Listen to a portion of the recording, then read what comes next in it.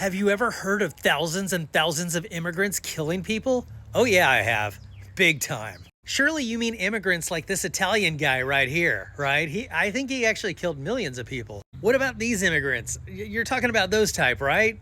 Surely you mean them. Or do you mean the immigrants who did this sort of stuff to women who were smarter than them? Or that they just could not get to pay attention to them, the incels of their day. You mean those immigrants, right? Because those were really the worst immigrants we've ever had in this country. Look, if the standard is immigrants committing violence, then America was founded on it. The difference is, back then it wasn't called illegal immigration. It was called manifest destiny, and you got a commemorative plaque and remembered throughout history for it. But if you're talking about today, then you are way less likely to be killed by an immigrant than you are somebody who was born here. You are far more likely to suffer violence from somebody who has a flag on their clothing or their truck. And I know how the right loves to bring up Laken Riley, and that was a terrible, terrible situation. But you know what? If the guy who killed her's name was Mark Smith, we would have never heard about her.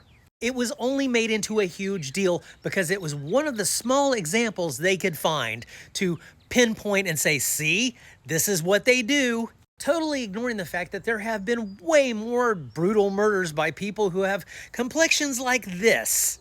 But y'all don't want to talk about that. In a situation like that, it must have been a lone wolf or just somebody who had a mental problem or something.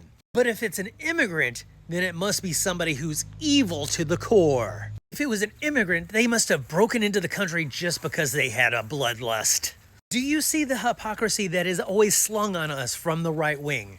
For the sake of giggle shits, let's say that there was an immigrant in this country who had something like 91 indictments and 34 felony convictions. Would you want them in the country?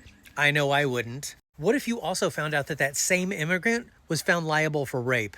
And what if there were hundreds of testimonies from hundreds of different people talking about how they were scammed by that same immigrant?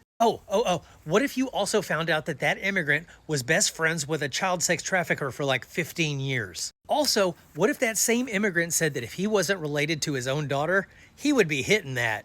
Now, you may have guessed by now, but this person actually exists.